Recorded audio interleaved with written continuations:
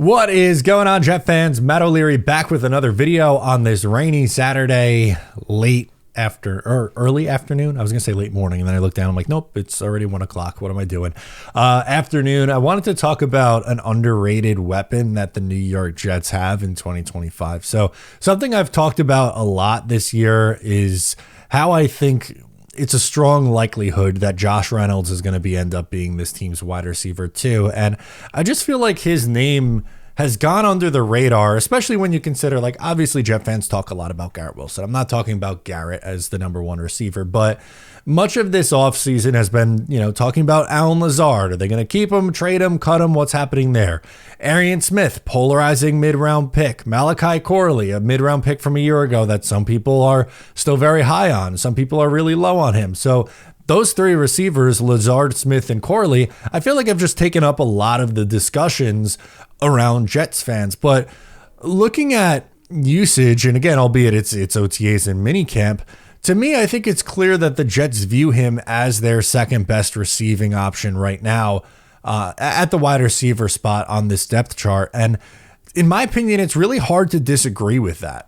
Michael Nania of Jets X Factor shared some stats in a recent article that, to me, I thought helped really prove that point. And I wanted to take a look at those numbers, which over the last 3 seasons, here's a look at how he ranks in some key statistics. He has 91 receptions on 147 targets. That's a 61.9 catch rate, 1,281 yards, 8.7 yards per target, 9 touchdowns, a 6.1 touchdown rate, 65 first downs, 5 drops, a 5.2 drop rate, 17 of 30 contested catches, above 50%, 56.7 contested catch rate, 12 missed tackles forced, 0.132 per reception, 2 interceptions when targeted over the last 3 years, and a 104.7 passer rating when targeted. So another interesting stat from that is throwing the ball to Reynolds yields a higher passer rating than the one produced by the 2024 NFL MVP Josh Allen, which was 101.4.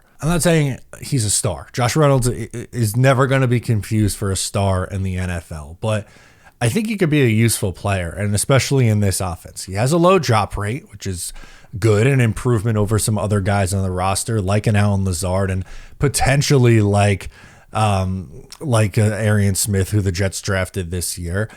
He's above average in contested catches, which we know the Jets have struggled with, and especially in the red zone, they don't really have that guy who can go up and get the football. He's actually even a little bit more elusive than you might realize.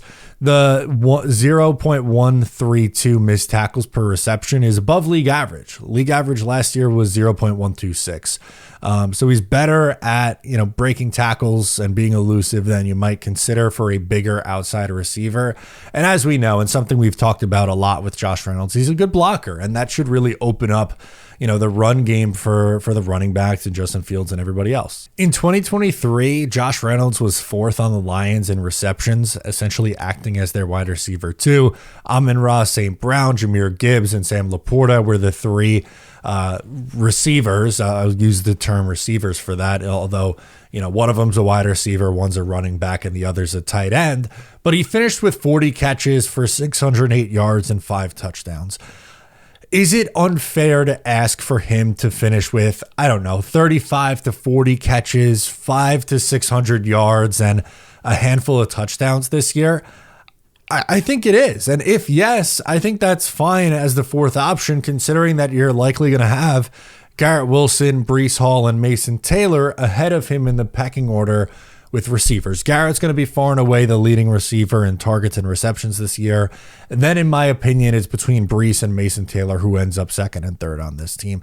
And then at that point, 4th would be your wide receiver 2, which we could use in air quotes. And to me, the receiver I trust the most is Josh Reynolds. And I think that the staff who coached Josh Reynolds just a couple of years ago are going to agree with that. We have to remember that this offense projects to be a really, heavy ground attack. So while obviously a 1-2 punch of Garrett Wilson and Josh Reynolds isn't anywhere in the same vicinity as a Devontae Adams and Garrett Wilson duo from a year ago, I think the Jets could still make it work if you, again, get creative. To me, it really comes down to the play caller and play calling more so than it does the depth. The Jets had clearly more talent with having Devontae as a part of their receiving core a year ago. And, you know, he had a veteran tight end who was, you know, in my opinion, fine, in Tyler Conklin. But they didn't have the offensive production, whether, you know, you want to say quarterback or play calling or whatever. If Fields could be what he either has been or take a slight step forward as a passer this year, if Tanner Engstrand is as good at his job as advertised, it might be enough to make it work. And to me, Josh Reynolds, I think, is one of the more underrated weapons on this Jets team. You know, we talk a lot about Garrett and Brees and Mason Taylor and all the other receivers that I mentioned off, but I know we didn't have a great year last year, dealing with injuries, bounced around between the Broncos and the Jaguars. In the right system, I think he could still be a good player in this league. So let me know your thoughts on Josh Reynolds in the comments. I'm Matt O'Leary. Subscribe if you're new, and I'll catch you next time.